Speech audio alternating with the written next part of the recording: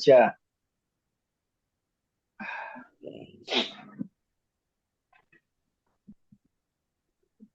Oke, selamat malam dan selamat datang di edukasi VIP GYC Basic yang volume 102 ya. Terima kasih atas partisipasi teman-teman sekalian. Kita hari ini akan membahas beberapa topik penting dalam trading forex, yaitu struktur pasar forex, pembagian waktu dalam trading forex, istilah-istilah dalam trading forex. Oke, edukasi malam ini akan dibawakan Mr. Ian dan Mr. Andre. Mari kita mulai ya edukasinya. Simak penjelasan dari para edukator kita dan jangan ragu untuk bertanya jika ada pertanyaan. Oke, boleh langsung dimulai Bapak Andre. Oke, bentar ya. Saya matikan dulu Silakan. semua.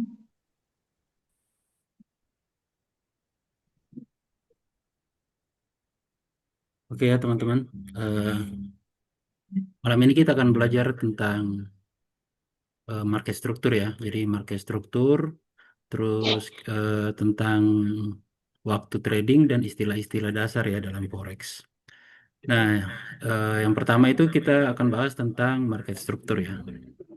Oke, bentar saya share layar dulu. Hmm, oke.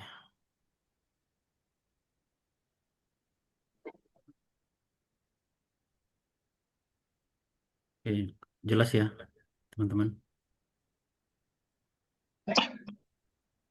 Bentar.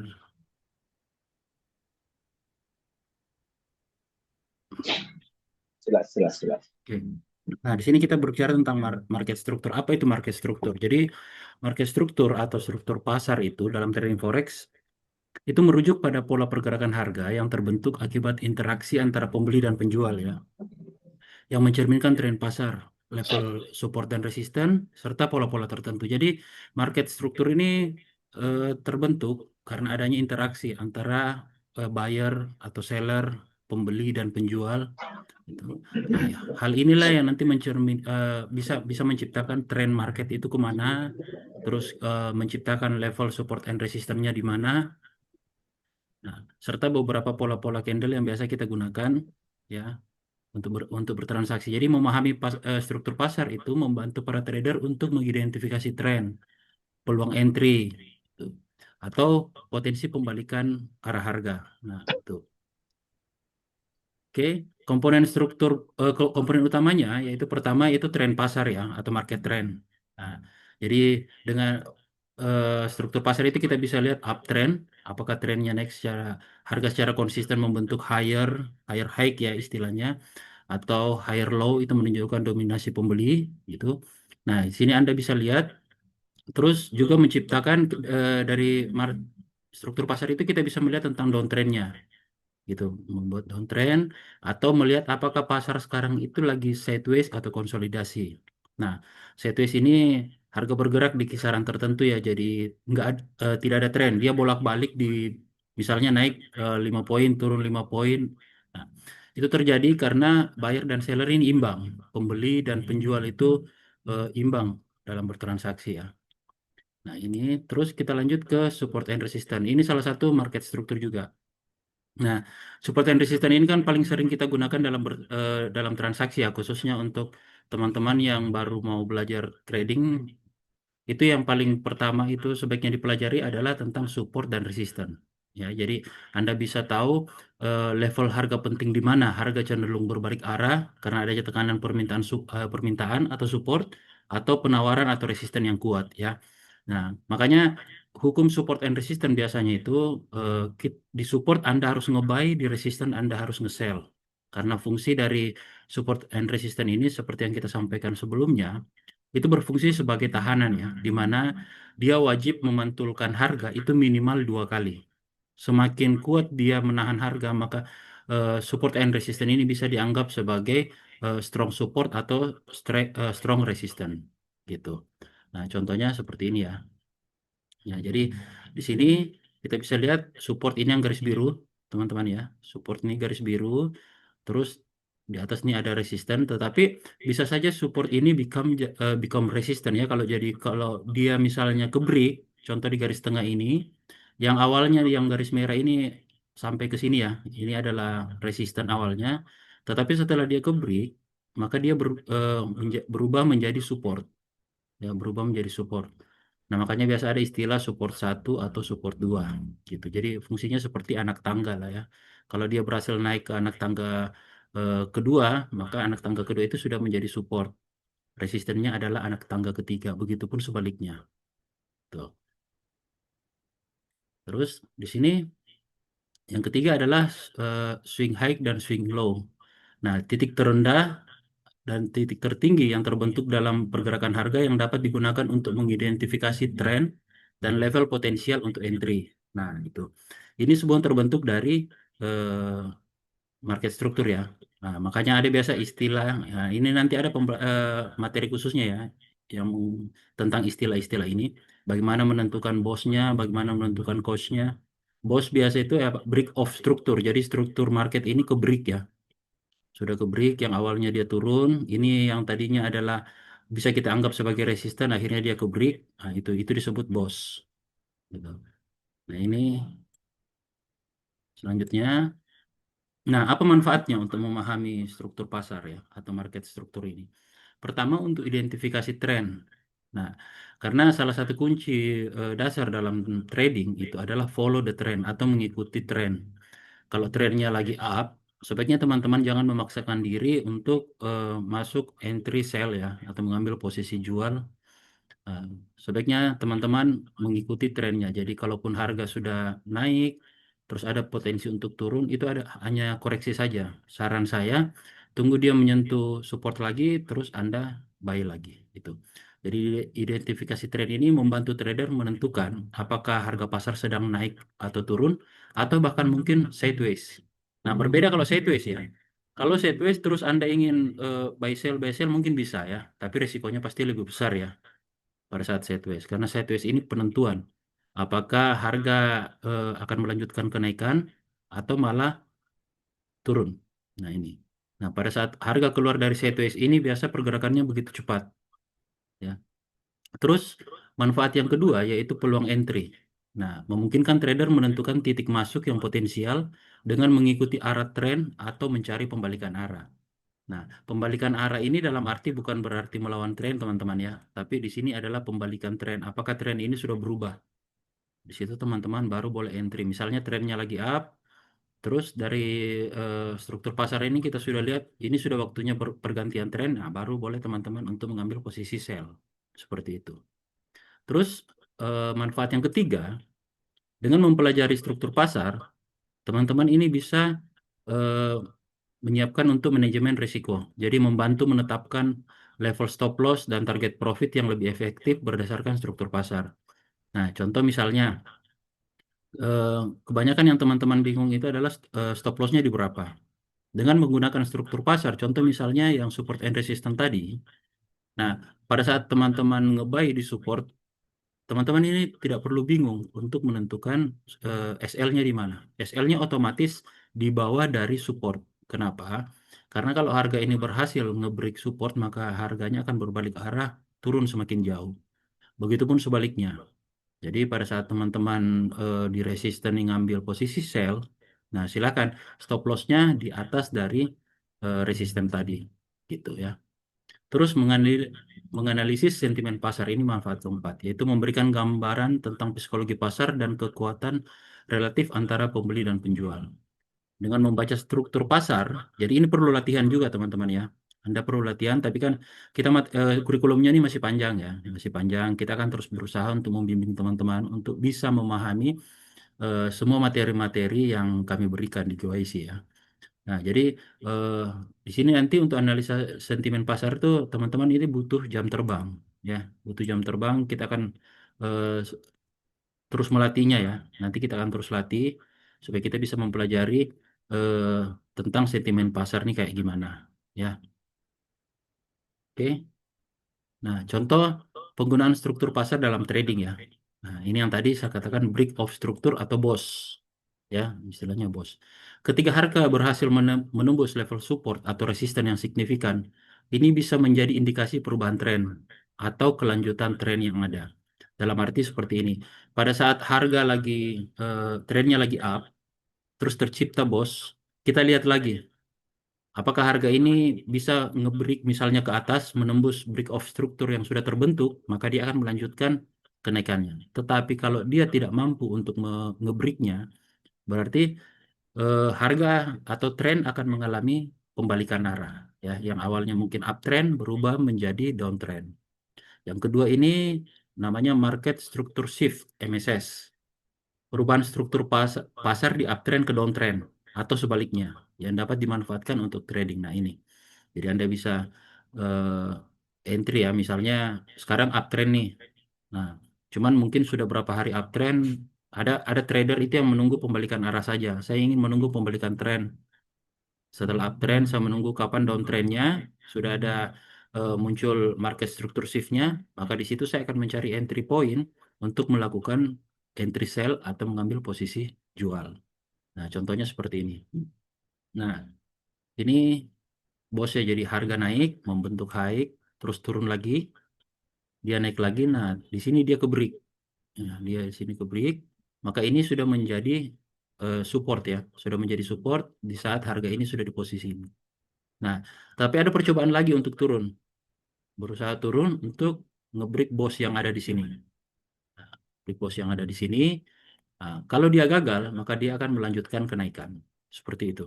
Ya, ini untuk bos ya. Begitupun dengan ini MSS ya, market shift struktur. Nah, hampir sama modelnya nih.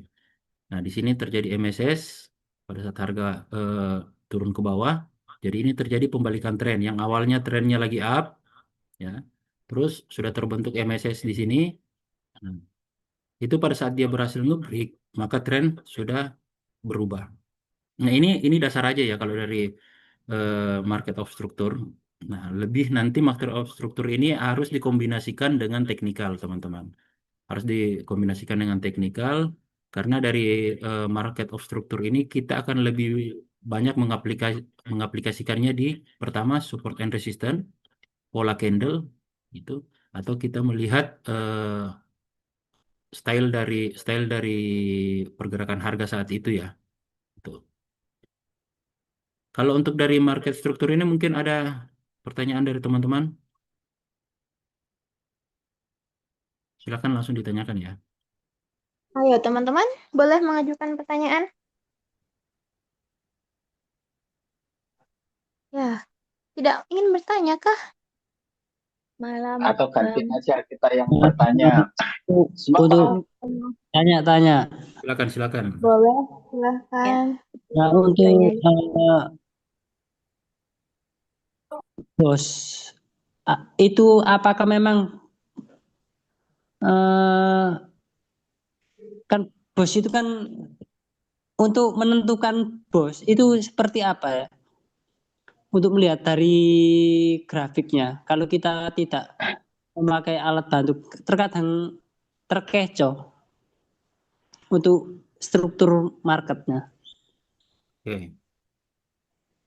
Nah, jadi gini, saya jawab dulu ya. Nanti Iya. mungkin ditambahkan sama Mas Ian. Nah, jadi untuk menentukan bos itu dalam pembacaan candle ada istilah candle yang apa ya? eh, Candle yang over lah. Jadi candle ini membentuk candle panjang itu yang melewati support and resistance tadi. Nah, contoh saya ulang dulu ya sharingnya ya, biar teman-teman bisa lihat.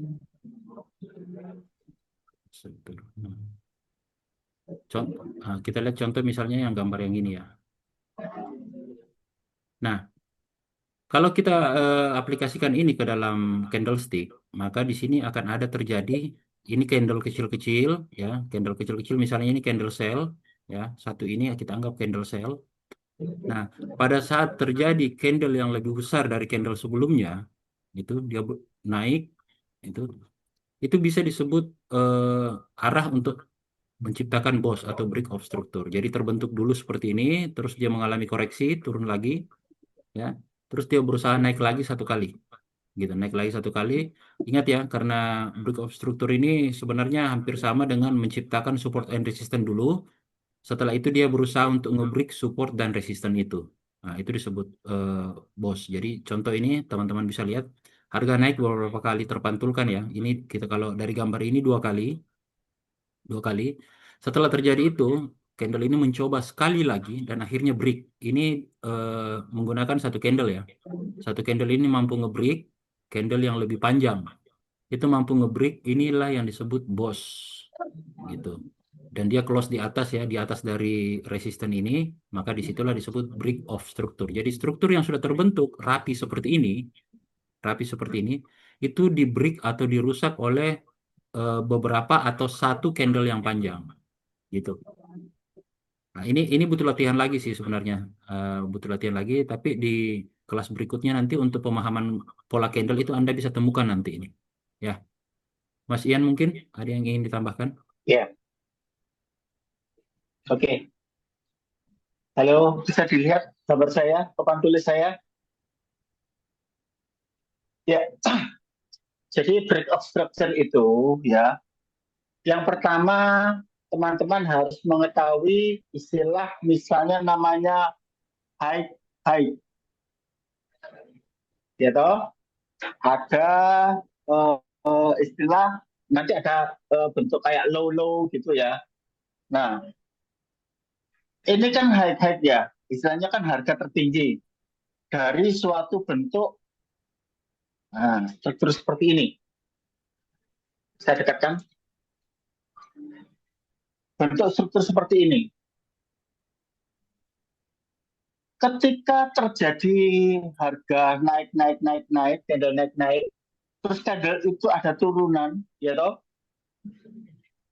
Ketika dia kembali naik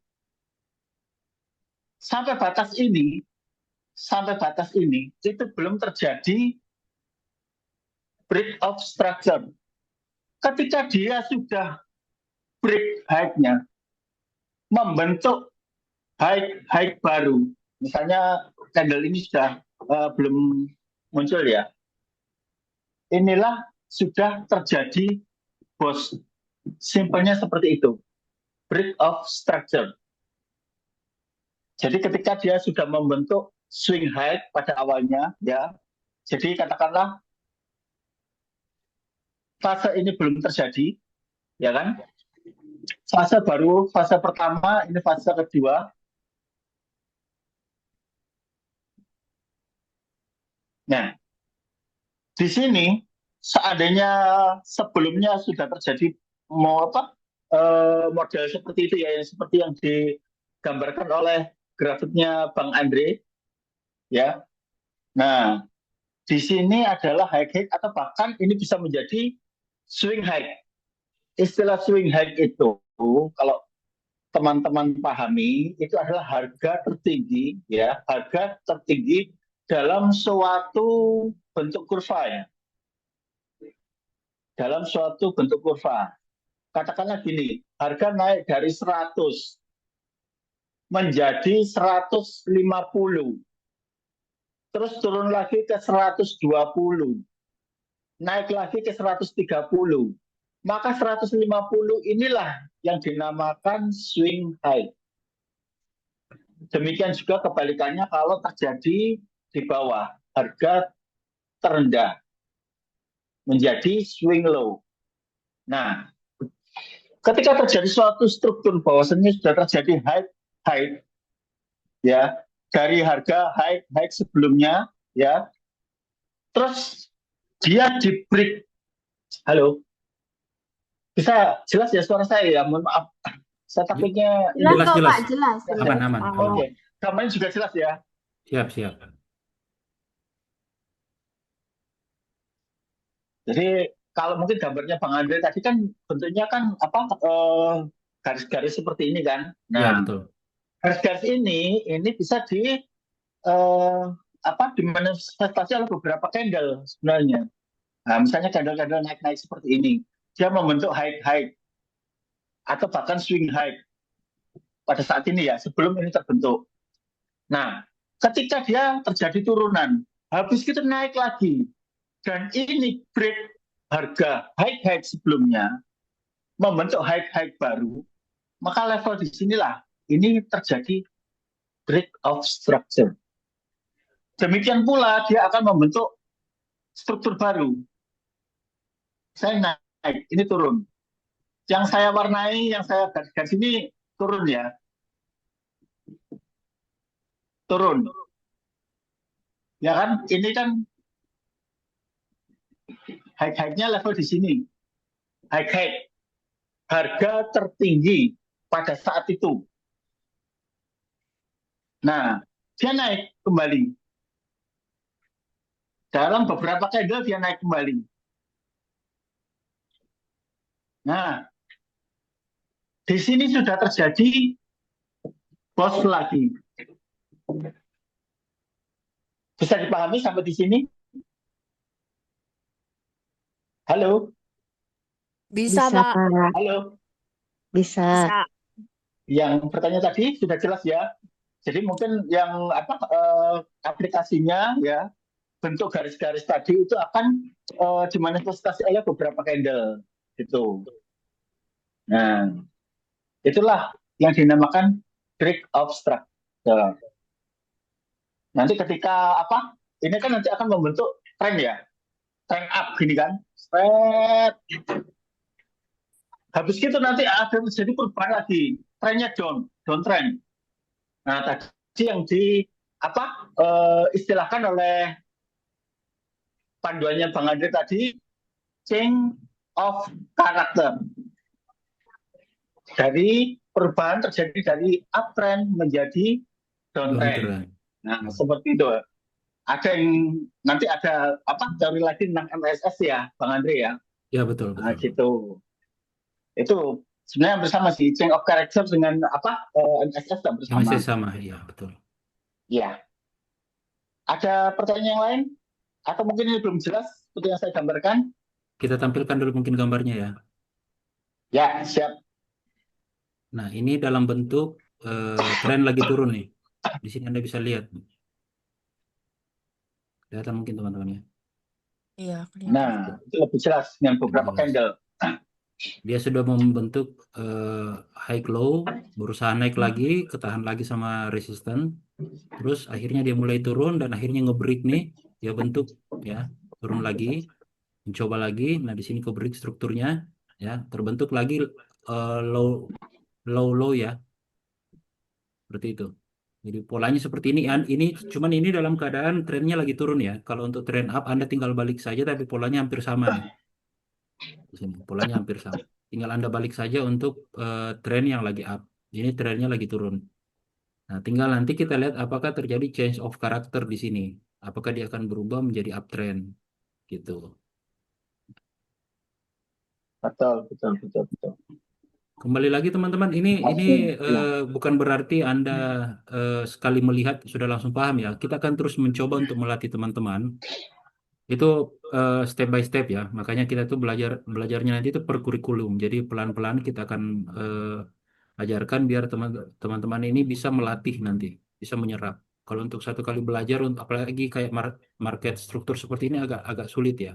Ini dasar aja biar Anda paham apa sih yang disebut market struktur atau struktur dari pasar gitu ya. Oke, sedikit menambahkan Bang Andre. Jadi saya hanya mencoba lebih simpelnya aja ya. Kenapa kita harus tahu struktur dari market atau market of structure gitu, ya kan? Struktur pasar forex. Intinya pola-pola akan terjadi di dalam market itu. Pola-pola ini bisa kita lihat ya dari bentuk-bentuk tren, ya kan? Ketika dia naik terus, pola naik terus, itu artinya uptrend. Ketika dia kecenderungannya turun terus, maka dia akan membentuk downtrend. Yang perlu digarisbawahi dari teman-teman mengenai uptrend dan downtrend seperti ini kan ada dua karakter. Trader yang biasanya ngambil posisi dengan mengikuti tren yang ada, follow trend.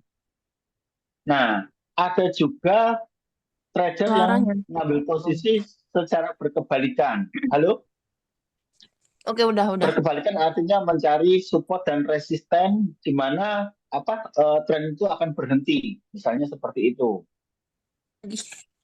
Nah, terus juga pola-pola yang ada itu bisa dilihat dari bentuk-bentuk candle, termasuk seperti yang dijelaskan sama Bang Andre tadi. Ya, candle itu ada bentuk pola-polanya. Misalnya ada dua candle, yang satu dimakan oleh candle yang lain, satu lebih kecil, misalnya kayak gini, ada candle lebih besar. Nah, pola seperti ini nanti akan juga terbaca gitu loh, sebagai suatu pola yang kita bisa gunakan untuk analisa pergerakan harga selanjutnya.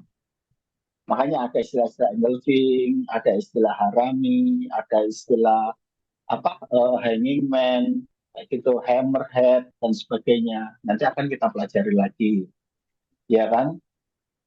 Nah, pola-pola seperti ini yang dijelaskan oleh Bang Andre tadi bisa kita jadikan acuan. Yang pertama untuk entry market. Jadi teman-teman ketika mau masuk pasar bisa menggunakan struktur-struktur pola ini sebagai acuan dasar. Bisa juga untuk menentukan misalnya manajemen resikonya. Ketika terjadi break of structure gimana? Apa yang harus saya lakukan? Misalnya pasang stop loss. Nah, tadi kan masalah apa struktur ini kan terkait yang dijelaskan oleh Bang Andre tadi, termasuk adanya support dan resisten. Ketika Anda sudah membaca support dan resisten, ketika Anda sudah menentukan titik support dan resistennya, apa yang dilakukan? Anda misalnya entry di situ, dilanjutkan dengan manajemen risknya gimana? Takutnya apa? Terjadi break. Support dan resisten yang Anda buat break. Breaknya gimana? Potensinya gimana? Akan lanjut terus. Nah, apa yang harus dilakukan? Manajemen resikonya gimana? Pasang stop loss. Nah, misalnya seperti itu.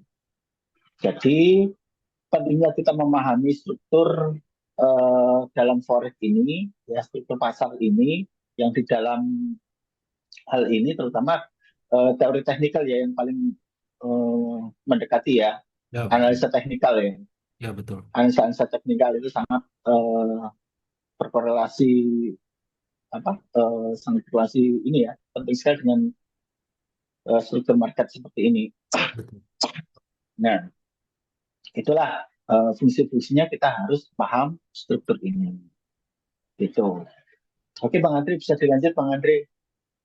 Oke ya. Terkait market of struktur udah nggak ada pertanyaan? Halo Pak, saya Pak. Oke, siap. Ya, Pak Ismail, halo. Gimana? Jadi begini Pak, mungkin pada dasarnya kami semua sudah tahu apa itu support dan resisten. Tetapi Pak, saya itu sering terkecoh di time frame kecil Pak, kayak time frame 5 menit, 15 menit. Yang dimana saya kira itu adalah support dan resisten, ternyata belum Pak di time frame yang besar. Jadi pertanyaan saya Pak, cara kita menganalisis itu udah support atau resisten, itu kita fokusnya di time frame besar atau di time frame kecil Pak? Oke ya. Terima kasih Pak. Ya, saya jawab sedikit dulu nanti Mas Yan yang tambahkan ya. Nah, Ya, kalau untuk support and resistance, ini hukumnya ya, ini sudah hukum sebenarnya ya. Hukum dasar dari trading itu, time frame besar itu lebih akurat dibanding time frame kecil. Ya. Nah, jadi kalau saya pribadi, saya kan minimal untuk teman-teman yang transaksinya mungkin nggak terlalu panjang ya, bukan swing, transaksinya cuma harian, itu minimal itu di H1 atau H4.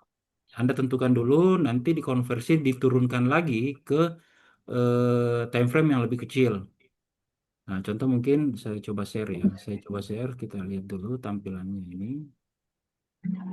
Nah, contoh ini.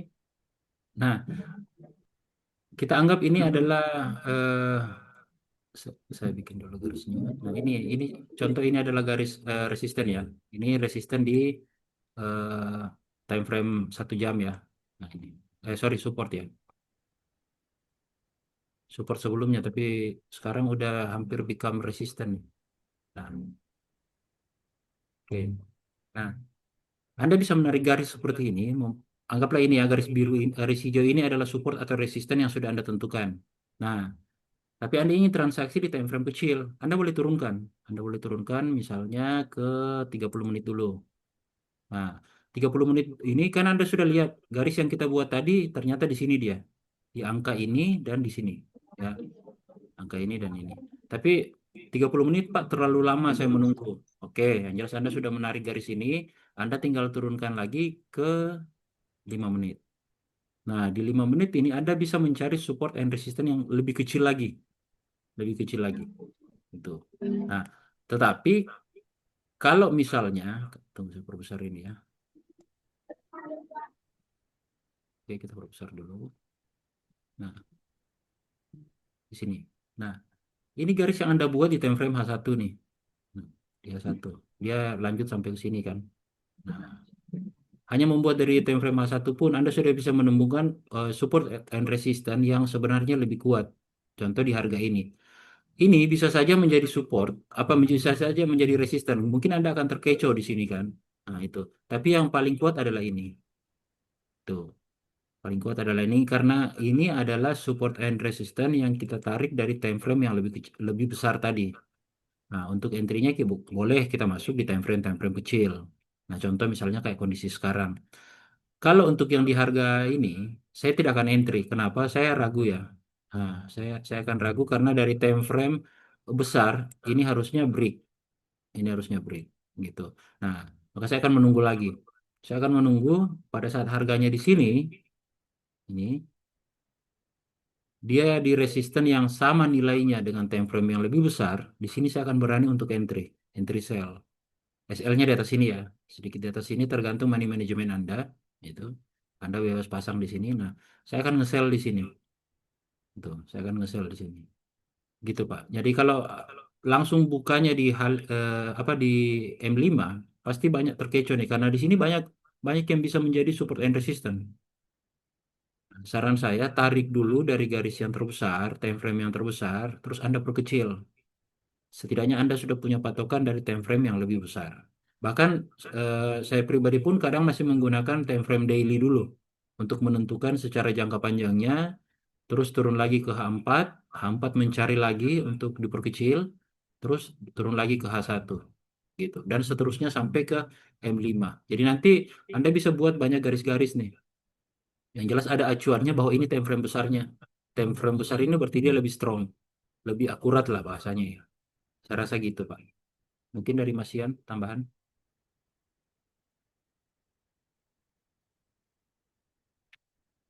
Suaranya hilang Mas Ian.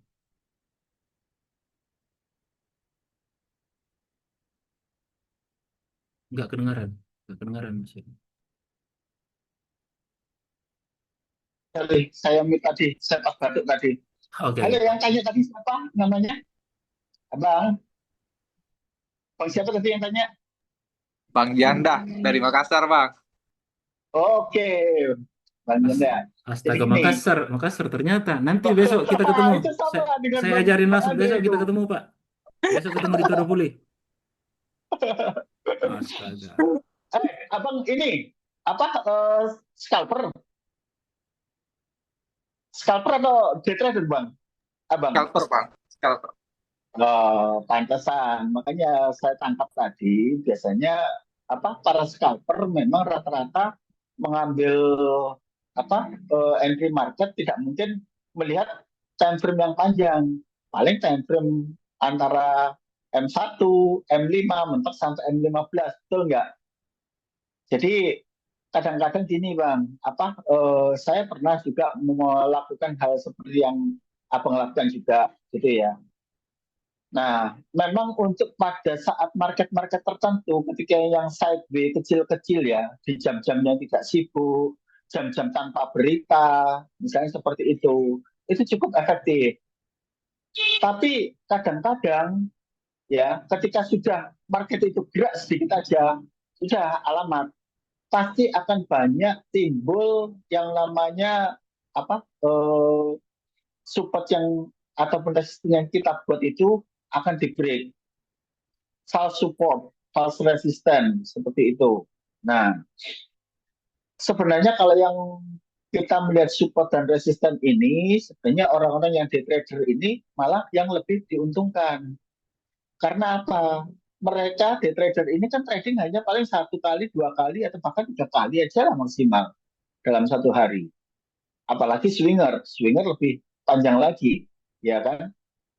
Nah, kalau orang day trader atau bahkan swinger ya, mereka setidaknya akan melihat pertama kali, kalau saya sendiri kan seorang day trader, saya akan lihat D1 atau daily ya, sama seperti Bang Andre, nanti saya konversikan ke H4. Bahkan saya jarang ngambil ke H1, itu jarang sekali.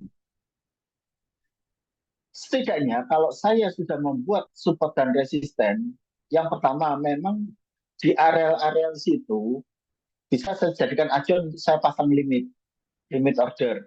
Nanti dijelaskan sama Bang Andre. Bang Andre akan jelaskan apa istilah-istilah ya. Ada istilah limit order, stop loss, taking profit dan sebagainya seperti itu. Nah, bisa kita pasang limit order di situ. Tapi bisa juga kita jadikan sebagai acuan alarm. Acuan alarmnya apa? Misalnya saya sudah punya posisi sebelumnya. Saya sudah punya posisi buy gitu ya. Saya lihat support dan resistennya. Nah, alarm ini saya gunakan untuk menentukan manajemen. Risiko di mana? Seperti yang dijelaskan oleh Bang Andre tadi, ya ketika kita punya posisi dan mendekat, posisi buy katakanlah, cukup dekat dengan level support. Oke lah kita ketarik. Tapi harga itu ternyata cukup dekat dengan level support yang kita tentukan. Nah, pasang stop loss-nya di mana? Ya jangan di level support itu. Karena apa? Level support itu kemungkinan kan harga itu mendorong ke atas. Pasang di bawahnya.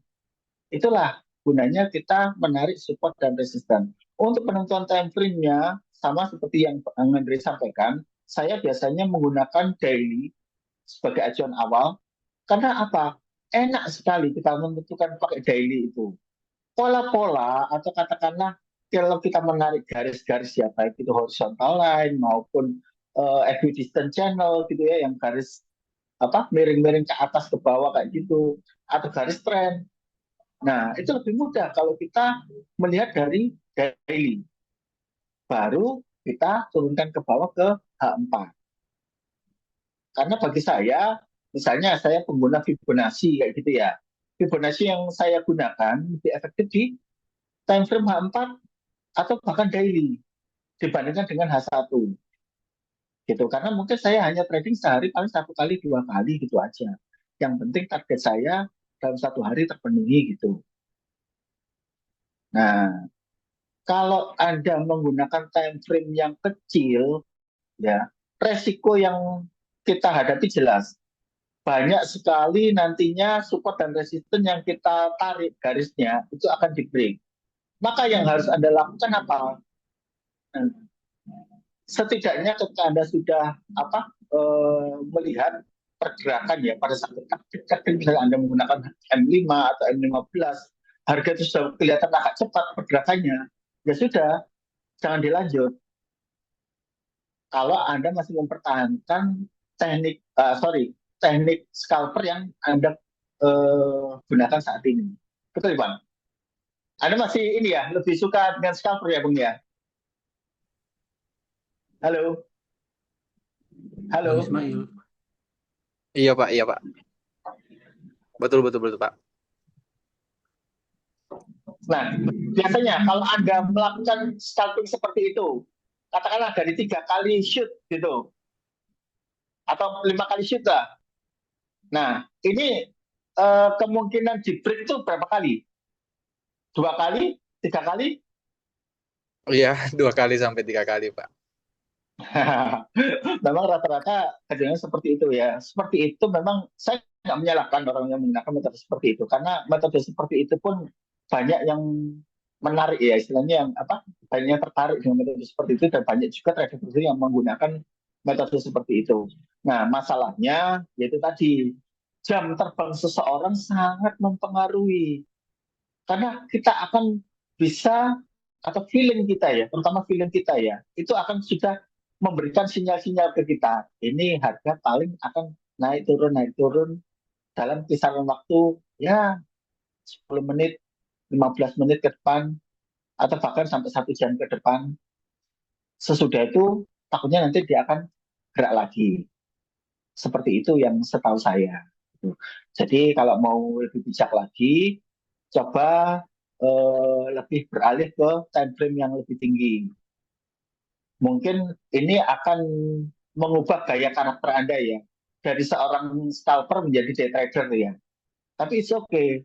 Karena apa? Itu akan sangat membantu Anda untuk lebih terasah ya, untuk dalam melihat atau menganalisa support dan resistance suatu market. Dari struktur market itu ada di mana, kekuatannya sampai seberapa. Akan beda sekali ketika Anda melihatnya dari time frame yang kecil dengan time frame yang lebih besar. Ini yang pernah saya lakukan memang. Saya dulu juga tipe scalper, sudah itu sekarang lebih banyak ke day trader. Jadi saya mengalami seperti yang Abang lakukan saat ini gitu. Mungkin itu dari saya, Bang Andre. Oke, siap, Mas. Halo Bang Andre, ya Siap, mohon siap. maaf agak fit saya kebetulan hari ini, agak demam. Jadi Ah, Pak Ismail biasanya kalau scalping tuh pakai TP dan SL ya? Iya Pak. wajib lah, Nah, Wajib. wajib kalau scalper itu wajib itu. oke. Nah, jadi mungkin sedikit tambahan ya, saya untuk yang penggarisan ini saya akan coba share sekali lagi ya. Tapi nanti untuk lebih detailnya kita akan di kelas teknikal nanti ada kok ya, di Iya, kelas tadinya teknikal. ada, betul. Materinya masih banyak ini Bang yang belum Abang sampaikan Ya, ini. oh iya, sorry, sorry, sorry.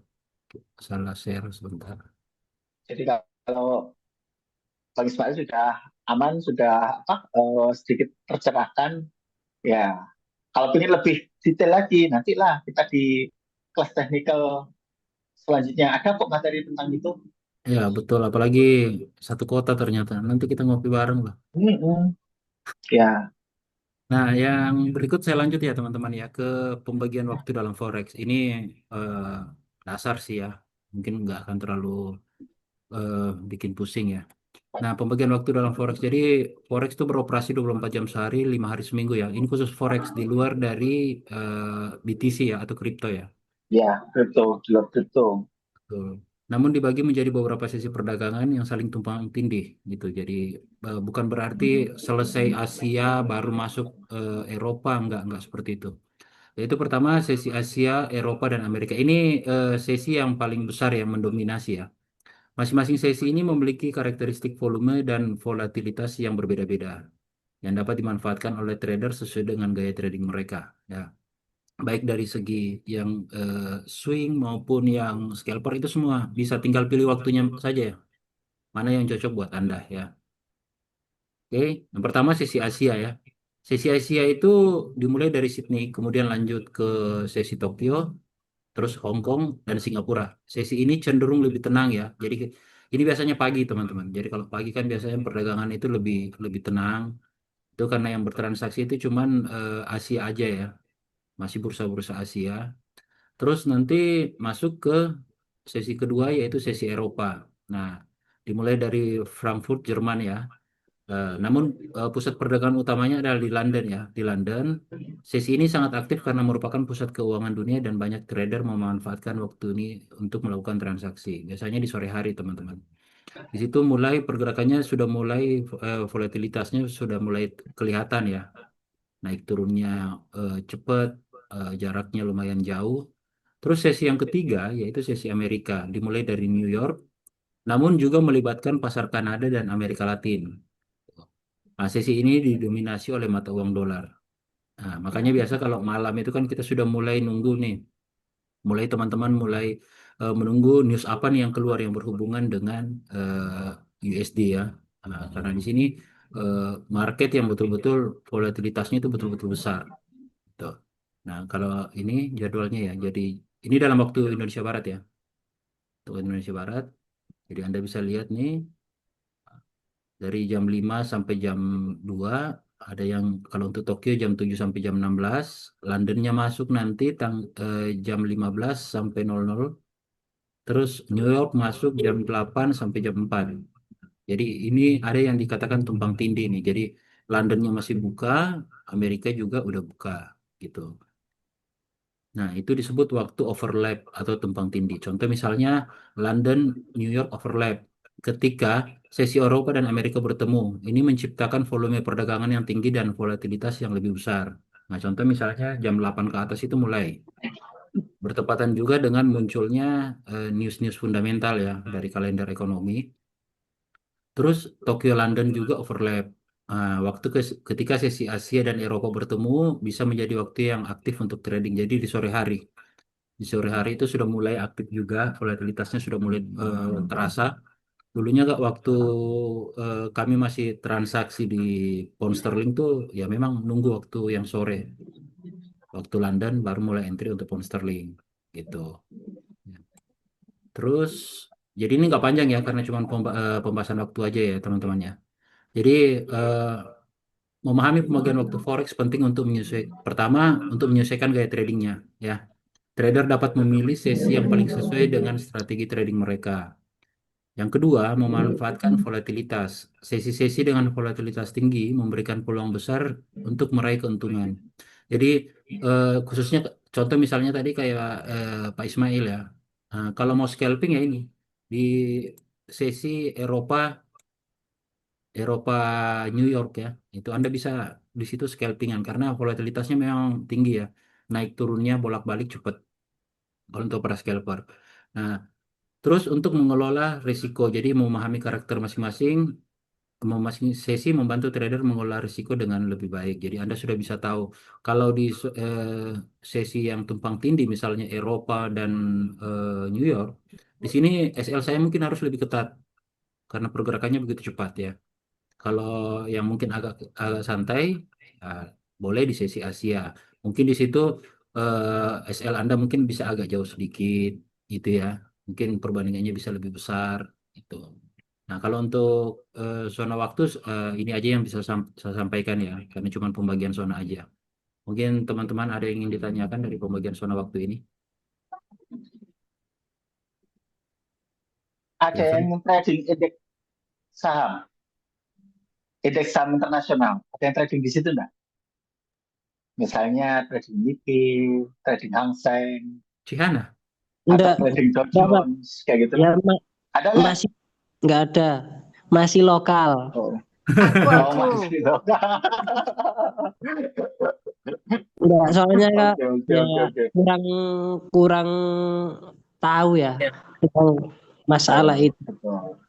Kalau Ya, Itu untuk perak saya masih coba beli.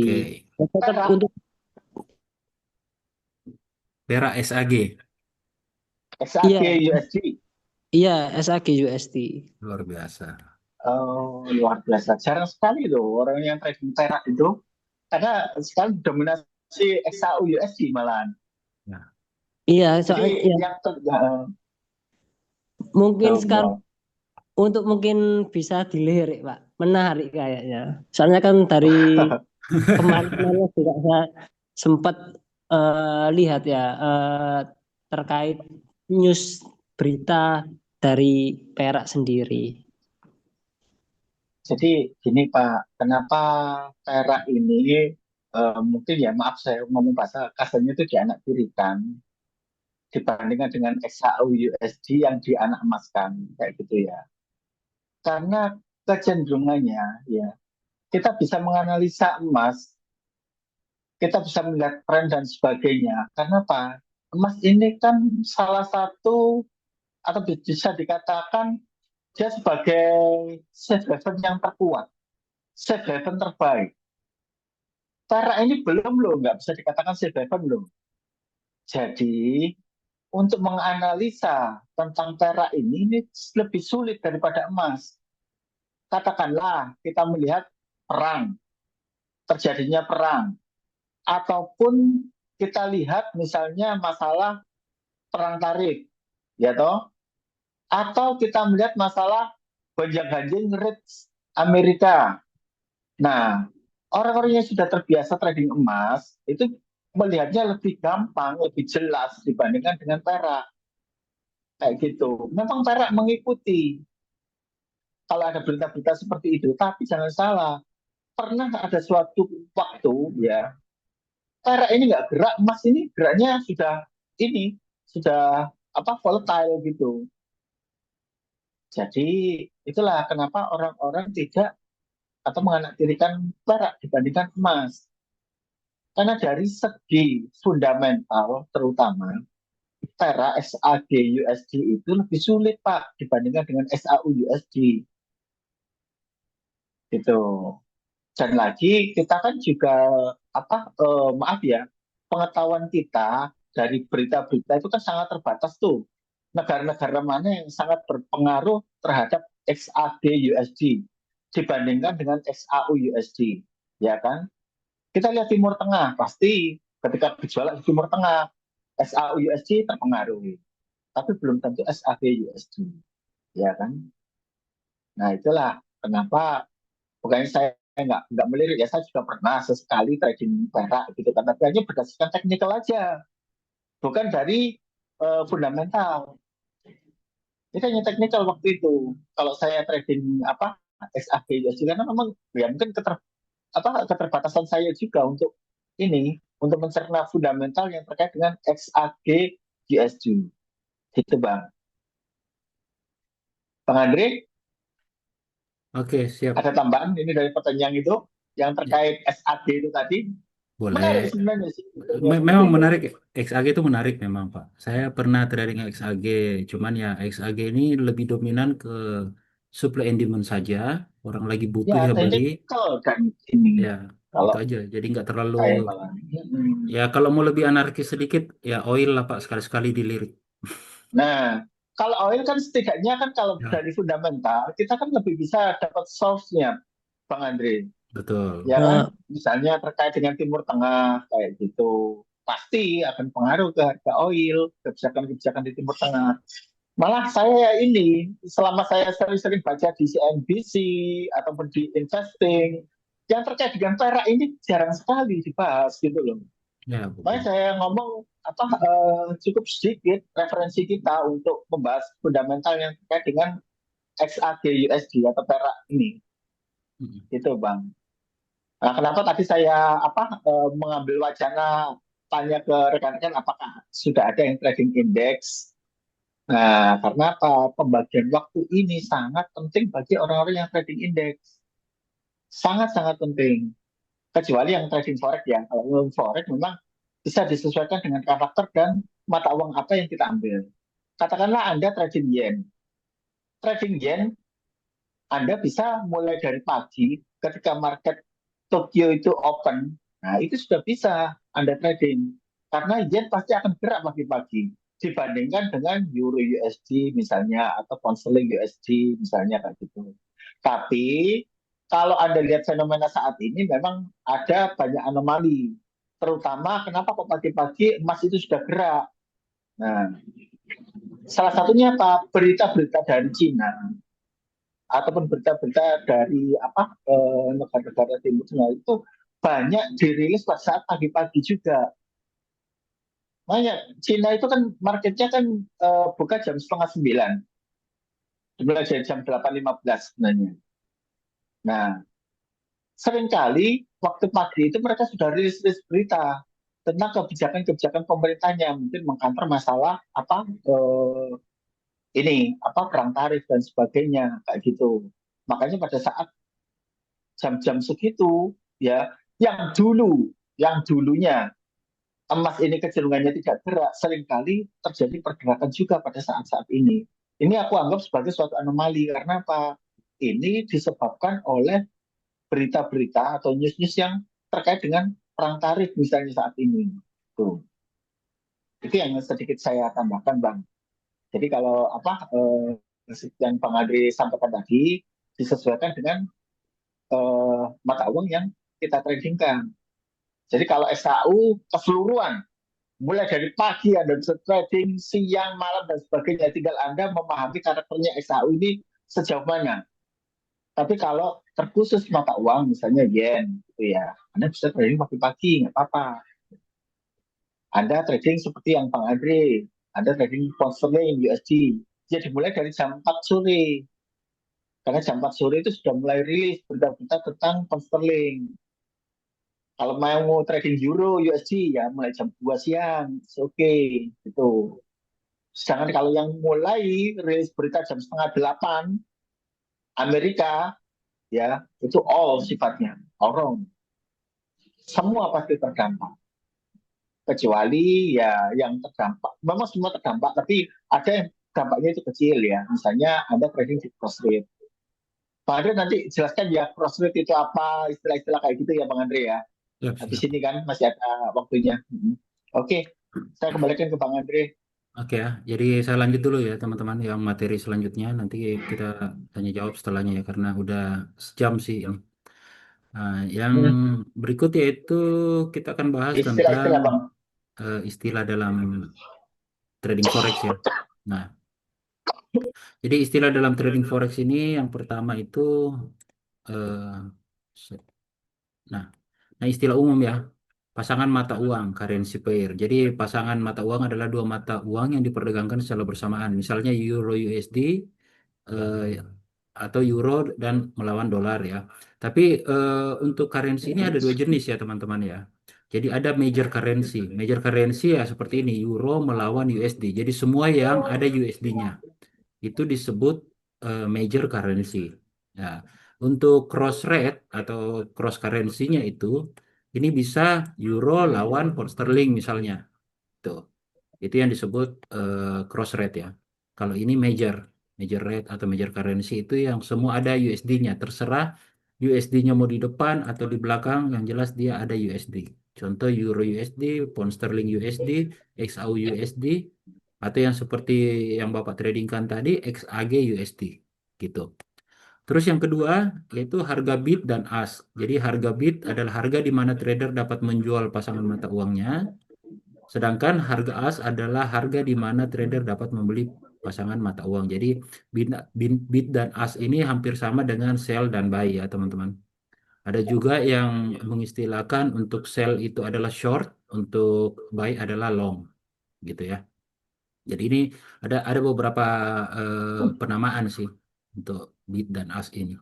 Jadi biasanya bid dan as itu lebih banyak digunakan untuk para trader-trader saham, gitu. Nah, terus ada istilah PIP. Nah, ini mungkin nanti dijelaskan oleh Mas Ian. Dia karena saya nggak kebetulan Mas Ian lagi di depan papan tulis ya, nanti dijelaskan. Karena ini masih banyak teman-teman yang bingung apa itu PIP atau point in percentage. Ya, PIP adalah satuan terkecil dari perubahan harga dalam trading forex. Itu jadi PIP. Kalau kadang ada mungkin dengar PIPS. PIPS ini cuma dari segi hukum bahasa Inggris ya. PIP jamak itu harus menggunakan tambahan S. Gitu. Terus yang berikut adalah lot. Lot adalah satuan ukuran volume perdagangan dalam forex. Satu lot standar biasanya sama dengan 100.000 unit mata uang dasar atau biasa juga disebut dengan kontrak size gitu. Jadi eh, perhitungannya kan selalu dari satu lot ya. Cuman kan ada sekarang yang bisa turun ke 0,1 lot atau 0,01 lot gitu. Tapi satuan dasarnya adalah satu lot dengan kontrak size itu 100.000 $100.000 gitu. Nah, istilah yang berikut adalah spread. Nah, spread adalah perbedaan atau selisih antara harga bid dan ask, harga buy dan sell. Jadi kalau teman-teman biasa lihat di MetaTrader, itu ada dua harga yang selalu bergerak ya. Ada yang warna merah, ada yang warna biru tuh. Ya, itu disebut spread. Masalah besaran spreadnya tergantung dari broker masing-masing. Ya, kalau untuk yang kita gunakan di Ultima itu spreadnya adalah 0,2.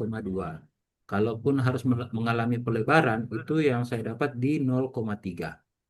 Selisih antara harga beli dan harga jual. Tuh. Nah, terus yang berikut adalah stop loss dan take profit. Saya rasa ini teman-teman udah banyak tahu ya. Stop loss adalah level di mana posisi trading akan otomatis ditutup untuk membatasi kerugian Sedangkan take profit adalah level harga di mana posisi trading akan ditutup otomatis untuk mengamankan keuntungan. Ini biasa kalau di MetaTrader, teman-teman itu nanti masuk ke bagian limit, ya kan? Bisa dimasuk di bagian limit atau di bagian modify. Itu bisa.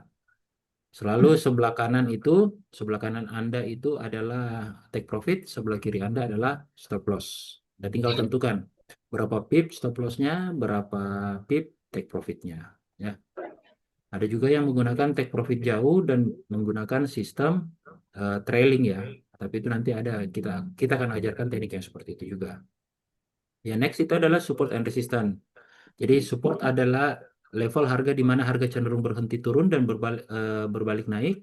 Sedangkan resisten adalah level harga di mana harga cenderung berhenti naik dan berbalik turun. Seperti yang saya jelaskan tadi, support and resistance itu adalah tahanan ya, di mana dia wajib. Jadi wajib memantulkan harga minimal 2 kali. Ya. Terus istilah yang selanjutnya itu bullish dan bearish ya.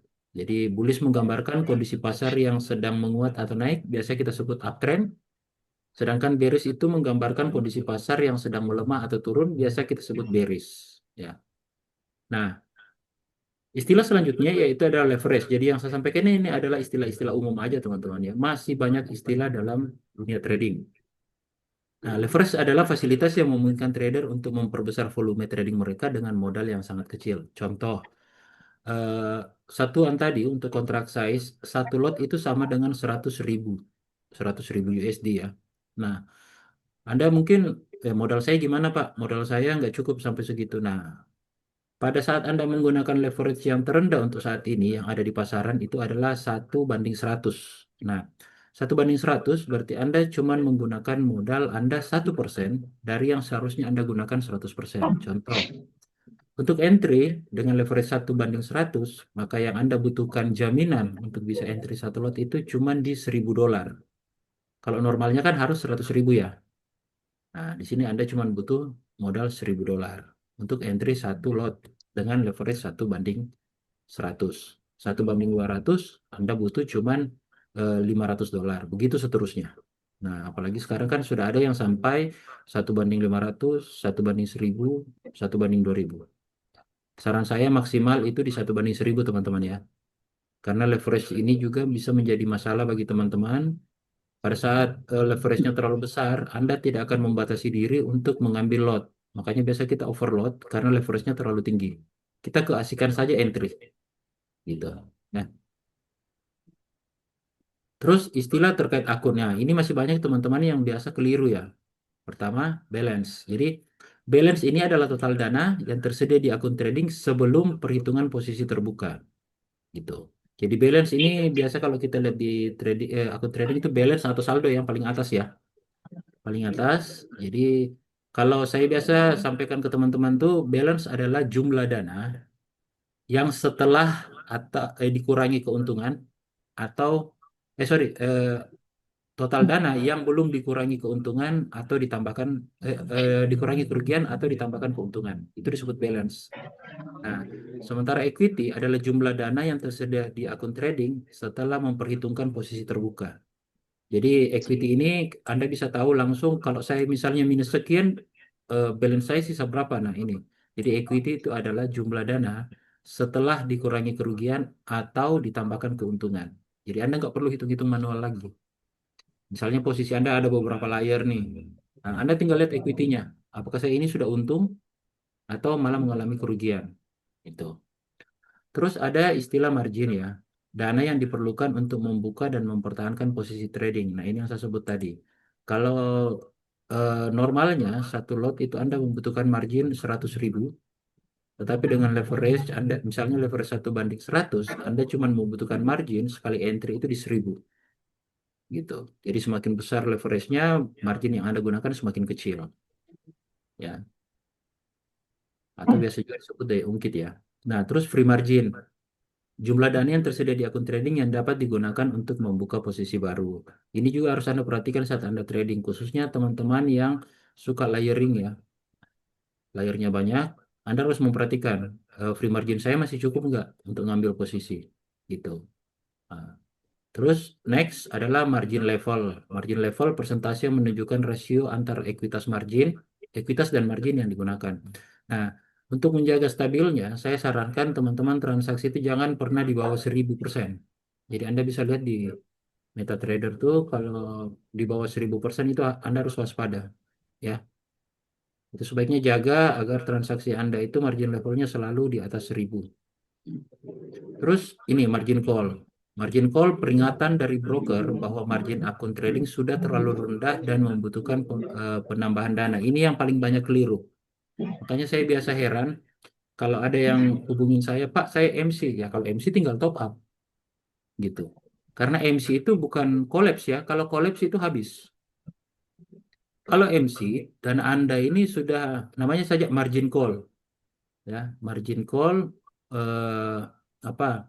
Ada panggilan untuk masalah margin ini. Jadi mungkin dari broker udah menyampaikan, Pak, margin Anda sudah kritis nih, harusnya entah di locking dulu atau ditambah dulu dananya karena posisi Anda mungkin terlalu banyak menghold posisi yang rugi. Itu yang disebut margin call, bukan bukan collapse ya. Nah, jadi ini juga perlu dipahami. Kalau saya pribadi ada yang katakan dia lagi MC, bagi saya itu belum apa-apa. Saya paling suruh top up. Ternyata pengertian teman-teman MC itu collapse, habis. Ini harus dipahami.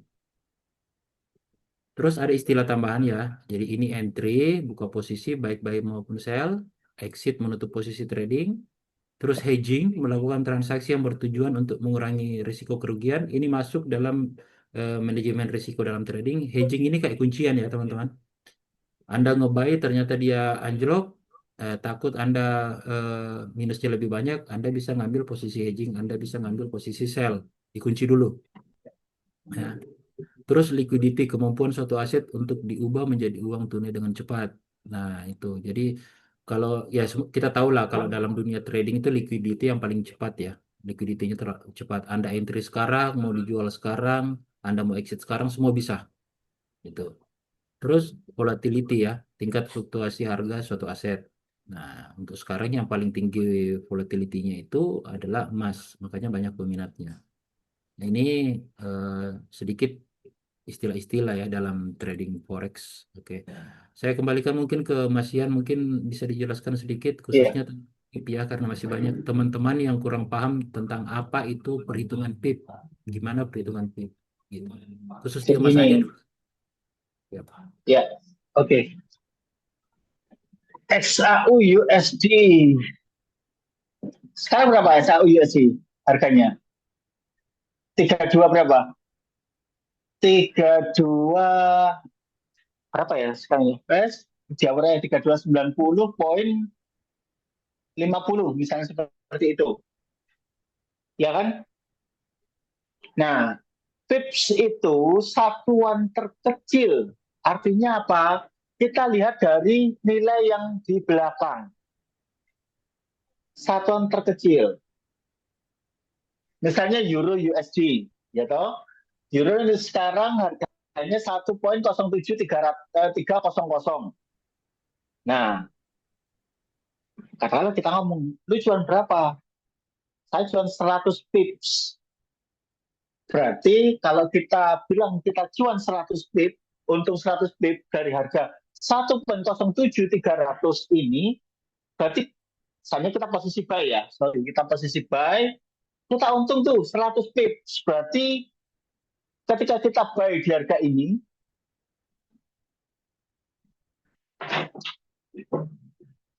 maka keuntungan kita berada di harga 1.07400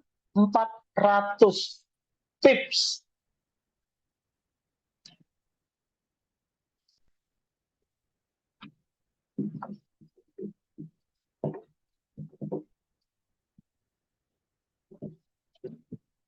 Ya, bisa dilihat dengan jelas? Sorry.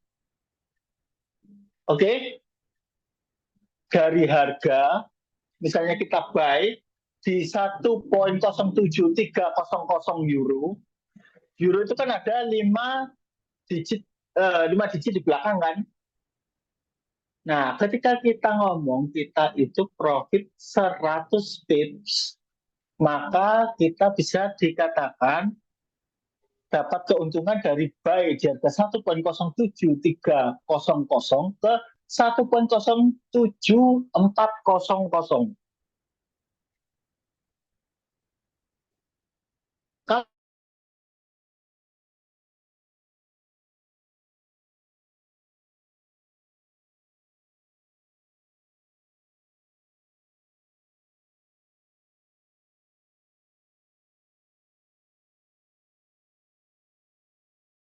kita turun, halo, suara saya jelas Bang Andre? Sekarang baru jelas, Halo? tadi hilang. Sekarang baru jelas, tadi hilang. Aduh, makanya ada notifikasi ini. Saya ulangi lagi ya, masalah euro tadi ya. Euro katakanlah kita beli baik di harga 1.07300. Ya kan? Euro di harga baik 1.07300. Kita untung 100 pips. Berarti posisi buy kita ini kita liquid, kita lepas di harga 1.07400.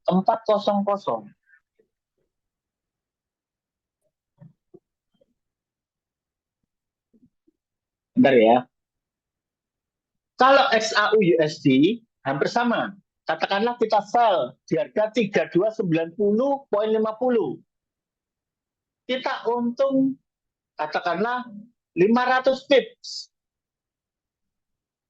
Maka posisi buy kita ya, ini 500 pips ya.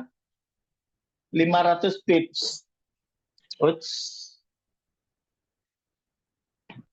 3285.50. Bisa dipahami istilah pips di sini? Nah, kadangkala kalau kita ngomong XAU USD ya, ada mengistilahkan sebenarnya kan harga XAU USD kalau 3290 ini kita bilang kan 3290 dolar tuh.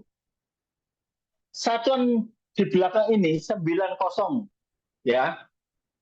Dari 90 ke 85. Harusnya ini kan 5 dolar selisihnya. Kadangkala ada orang yang ngomong itu sebagai 5 poin. Poin di sini ya kalau XAU USD dari teman-teman karena apa? Ini adalah perhitungan kami yang lama. Waktu awal-awal kita trading forex ya, bahkan waktu itu Euro USD masih 4 digit di belakang. Kalau kita ngomong harga XAU USD dari 3290 turun ke 3285, ini kita bilangnya turun 5 poin. Artinya 5 poin sama dengan 500 pips. Ini yang banyak dipahami oleh teman-teman gitu.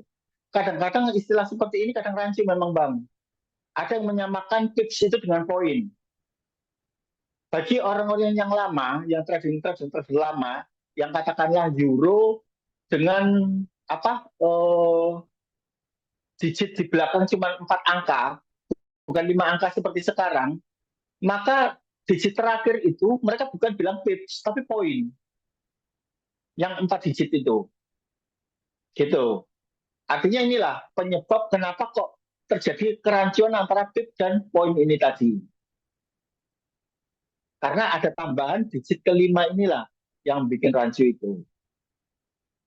Tapi secara umum ya dimaknai bahwa pips itu satuan terkecil. Satuan terkecil otomatis ya berarti angka yang terakhir inilah yang kita sebut pips. Euro gerak 1 pips ya berarti 1.07300 ke 1.07301. Itu gerak 1 pips. Sampai di sini bisa dipahami? Bang Andre, apa sudah jelas? Yang saya jelaskan kira-kira? Halo? Ya loh, jadi banyak mungkin yang kurang Sudah paham jelas ya. ya?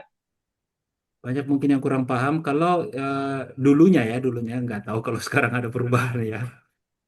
Kalau PIP khususnya di XAU itu yang disebut PIP itu, contoh yang digambarkan Mas Yan itu,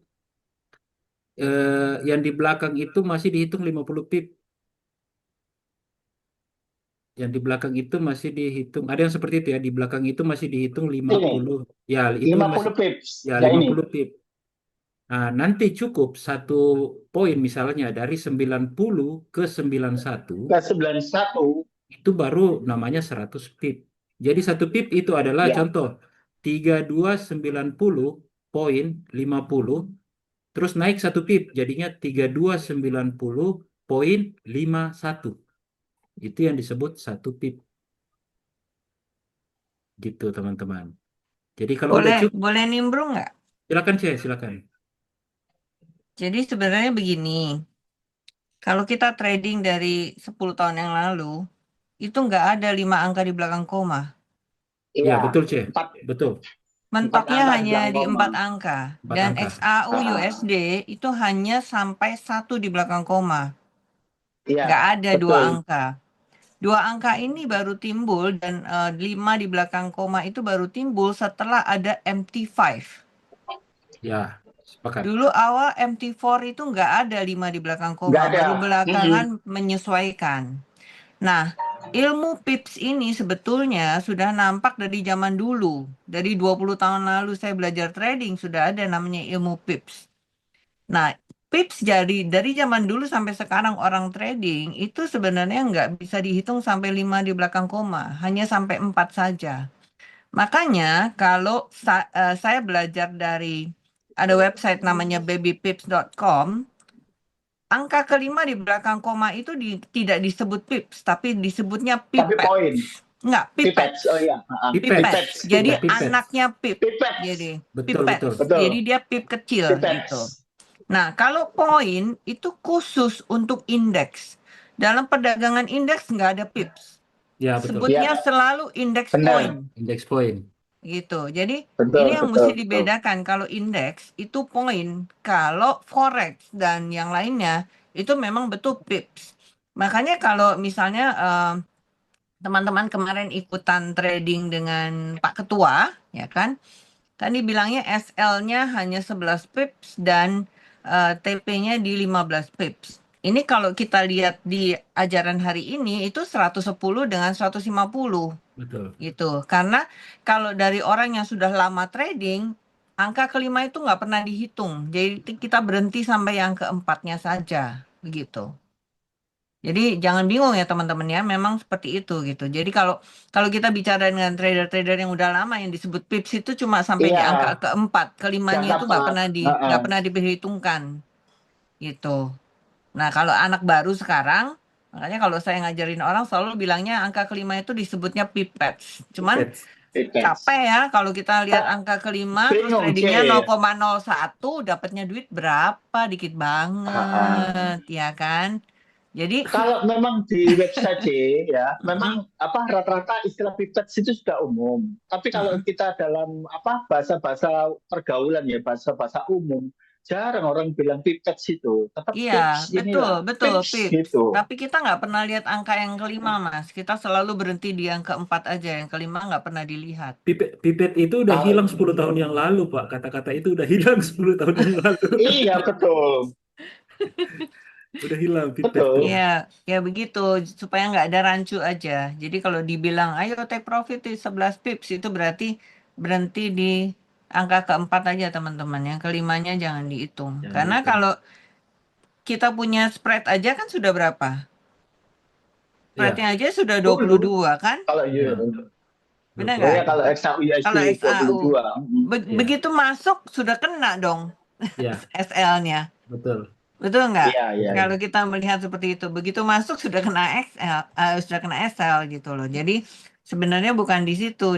Kalau kita mau lihat penjelasan seperti yang Mas Ian ini, berarti maksudnya adalah 110 dengan 150 gitu. Ya, betul. Ya. Oke. Saya baca-baca di forum-forum sekarang ya kalau yang ngasih apa materi-materi bukan materi ya sebenarnya mereka ngasih apa ya ulasan-ulasan dan sebagainya mereka bahasanya seperti itu. Jadi pips itu tetap mereka hitung dari 5 angka yang terakhir itu. Kalau yang di currency dan 2 angka terakhir dari XAU USD. Dan ini pun akhirnya saya ini ya pernah terkait sama EA gitu. Di bahasa-bahasa EA yang saya pesan itu. Nah, profit berapa tips gitu kan. Kalau saya bilang 50 tips, maka ya hanya 50 ini di belakang ini. Iya, Tapi Ya minus itu. kalau saya tulis tergantung 500, EA-nya sih Mas. EA-nya baca 5 iya. angka atau hanya baca 4? Nah itu. Iya. Kalau EA sekarang kan sampai 5 digit yang terakhir, Jim. Ya, Ya, betul, Gitu. betul. Makanya aku bilang agak rancu karena ya itu tadi seperti yang saya bilang antara 4 angka digit di belakang dengan 5 digit di belakang sudah adanya MT5 itu agak rancu memang. Iya, betul. Jadi trader-trader baru akan membacanya dari angka yang terakhir karena memang secara umum, secara teoritis yang disebut PIP itu satuan terkecil. Iya. Yang disampaikan yang materinya Bang Andri tadi. Betul itu memang. Ya, dari Iya, cara betul. coba Mas Yanto baca tuh XAU. Itu kalau dibaca dalam hukum matematika apa Mas Yanto? Itu 3290.50 itu kalau dalam hukum matematika dibacanya gimana? Maksudnya? Maksudnya Kalau dalam matematika, ilmu matematika kan nggak ada namanya koma ya. Maksudnya oh titik itu adalah bacanya bukan poin titik kita ya. bilangnya. Jadi Tinggal bahasa poin. Inggris atau bahasa Indonesia? Kalau bahasa Indonesia ya Itu tetap bahasa. koma. enggak, kalau titik Iya. kalau titik itu bacanya 3290.50. Itu. Nah, kalau di euro ataupun sterling, ini kan hitungan poinnya di depan ya, 1 poin 0, sekian sekian sekian pips. Nah, itu banyak dia di belakang pipsnya tuh banyak, makanya lebih dominan. Nah, yang saya dapatkan kenapa trader lama nih di XAU pun mereka mengatakan semua yang di depan titik itu mereka baca 1 poin, itu cocok yang dibilang Cehana karena terpengaruh dari indeks. Karena dulu kan awal-awalnya trading itu yang ada indeks. Indeks semua menggunakan istilah poin. Nah, istilah poin. Nah, muncul lagi XAU, ya kita udah terbiasa nih ngomongnya poin. Iya, sampai sekarang saya pun juga kalau bilang dari 90 ke 95 gitu ya, 5 poin itu 5 poin. naiknya. Ya, 5 poin. Cepatnya kan, cepat menghitungnya ya 5 poin. Betul. Kalau Karena saya memang, bilangnya sorry, ini $5, sampai- Mas. ya. Nah itu tadi yang aku bilang kan, harusnya memang kita bacanya kan $5. Betul. Tapi banyak yang mengatakan itu 5 poin. Iya, Bahasa makanya taunya harus gitu. diluruskan ini. Nanti bisa terjadi pembunuhan gara-gara Li- begini nih. 5 poin atau Harusnya 500 memang pip. $5. Betul sekali, harusnya $5. Nah, karena memang ya seperti cerita-cerita kalau kita ngomong-ngomong seperti ini ya, cerita yang disampaikan Bang Andri tadi ya, masalah MC dengan stop out. Orang-orang itu ya saat ini menyatakan stop out itu sebagai MC. Kalau Tapi MC, MC itu warning. kalau MC jangan sedih Kalau dulu. kalau di MetaTrader kita yang di laptop ya, itu ada garis merah, warnanya merah. Kedap Di kedip ya. ya, kita kan dikasih warna merah itu kan. Karena apa? Warning itu atau margin call itu ketika ya margin bebas kita itu sudah minus atau persentase kita itu di bawah 100 gitu. Persentase kita di bawah 100, halo? Ngelag ya saya ya? Ya. Aman-aman. Persentase kita di bawah 100 ataupun margin bebas kita, free margin kita itu minus. Itu baru margin call. Tapi kalau stop out ya equity kita bisa jadi di bawah 20% atau katakanlah di bawah 10%. Equity kita di bawah 20% atau 10%. Nah, itu baru kita kena stop out. Artinya nanti secara sistem posisi-posisi kita yang terbuka itu dipotong bebek sama sistem. Ya, betul. Gitu. Jadi MC itu jangan sedih dulu lah. MC itu bisa kalau harganya balik juga nggak jadi MC kok. Tapi kalau stop out ya silakan bersedih karena posisi Anda sudah dingek sama sistem gitu. Betul. Ya. Loh, kita sendiri yang ngobrol-ngobrol nih, yang lain mana ini? Jadi itu tujuannya teman-teman ya. Jadi kita kita hanya mencoba meluruskan ya. Kita coba hanya meluruskan Iya. biar nggak tidak ada kekeliruan lah seperti yang dikatakan oleh Cihana tadi. Itu biar biar paham. Biar paham karena ada juga yang bingung nih. Lo kok cuman sekian pip, untungnya di mana? Nah, ini ketahuan nih, ini trader lama nih, gitu. Nah, kalau misalnya ini cuman pembahasan pip aja udah banyak yang bingung sebenarnya, udah banyak yang nggak ketemu. Jadi Betul. tujuan QIC ini mencoba untuk meluruskan teman-teman ya, termasuk penggunaan kata MC. Walaupun sekarang udah terbiasa sih ada terjadi pembiaran, orang-orang itu Ya. mengatakan MC ya habis ya. Nah, kalau bahasa dulunya, bahasa pasarnya dulu stop out itu disebut collab. Nah, Mm-mm. saya collab, habis duit. Nah, itu. Nah, padahal bahasa bahasa aslinya tuh stop out, di stop, dihentikan semua transaksinya karena duitnya udah nggak cukup. Semua posisi itu udah di clear sama sistem. Itu, ya. Oke, mungkin saya Pak, mau kembalikan ke moderator ya. halo, Oke, silakan. Halo halo. ya. Saya mau tanya Ya, yang Kak. tentang MC, Pak. Itu Ya, kalau misalkan mau Ah, saya ada peringatan nggak sih dari broker? Karena saya belum pernah itu sih, belum tahu gitu. Kan ya. tadi Bapak Jadi kalau bilang itu, peringatan sebenarnya, nah, kalau ya seperti saya katakan tadi, kalau kita menggunakan PC atau laptop, peringatannya itu kelihatan. Jadi yang di barisan balance, equity, floating dan sebagainya itu warnanya akan merah, Bu. Warnanya jadi akan kalau dia merah. Tapi kalau di Android memang nggak ada warningnya. Tapi yang jelas kita bisa lihat kalau free margin kita, margin bebas kita minus, itu berarti sudah bisa dikategorikan kita MC gitu. Biasanya kalau dari broker ada email. ada email. Ya, cuman Ah, kita kan masyarakat yang tidak membaca email ya. betul, betul, betul, betul, betul, betul, betul.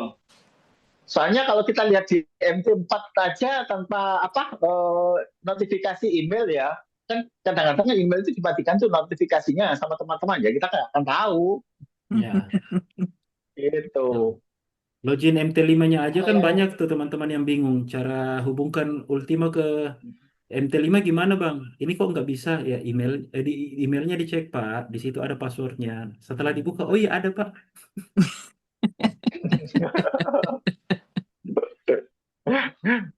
Ya, iya iya iya iya betul betul betul betul. ada lagi teman-teman sebelum kita kembalikan ke moderator karena ya lumayan molor kita ya.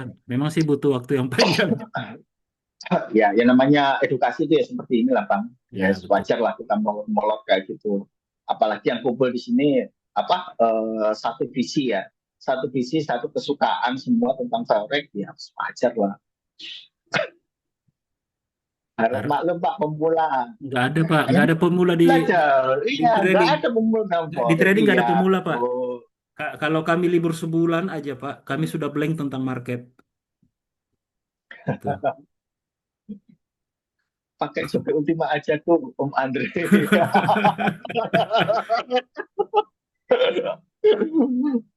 Belajar Jadi bareng Bang ya. ya jadi Nah, dalam ini yang penting. dalam trading teman-teman ya nggak ada istilah kami pemula atau kami udah lama karena perkembangannya terus.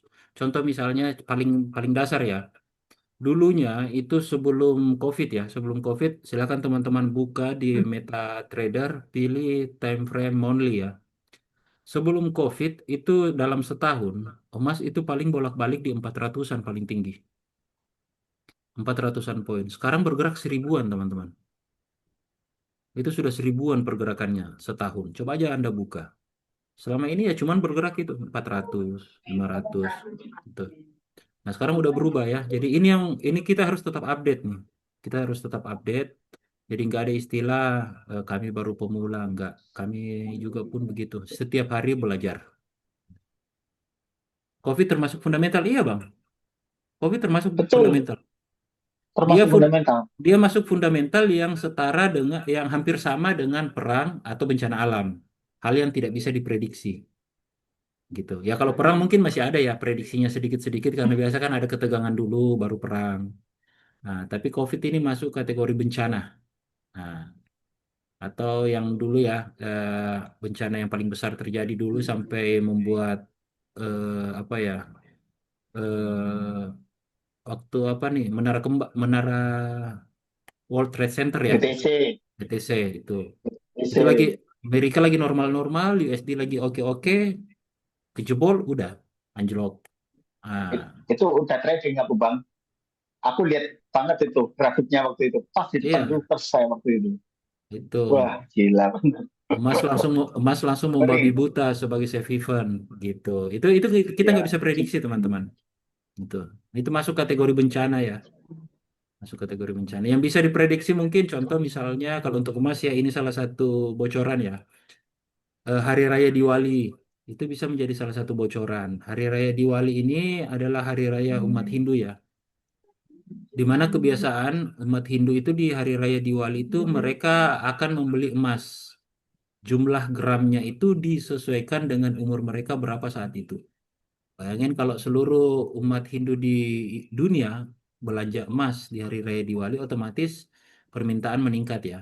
Demand meningkat ya secara hukum dagang harusnya emas naik gitu ya. Itu salah satu yang bisa diprediksi ya. Tapi bisa saja ada news fundamental yang tiba-tiba merusaknya juga gitu teman-teman. Oke ya. Masih ada mau ditambahkan Mas Yanto? Kalau enggak Rara malah nggak ada suaranya nih. Ada, aku Moderatornya. memperhatikan. Oh. Oke, saya kembalikan ke moderator ya, Mbak Rara, silakan. Oke, terima kasih untuk edukasinya Bapak Ian dan Bapak Andre. Ya, terima kasih juga ya buat teman-teman untuk antusiasnya dan ya semoga edukasi malam ini dan malam-malam selanjutnya bisa menjadikan trading journey kita menjadi lebih baik. Oke, teman-teman, boleh aku tutup ya? Terima kasih Ya, untuk malam jadi ya ini. Selamat malam. Thank you semua teman-teman, thank you. namanya Selamat malam. Makasih si bos, ya, makasih.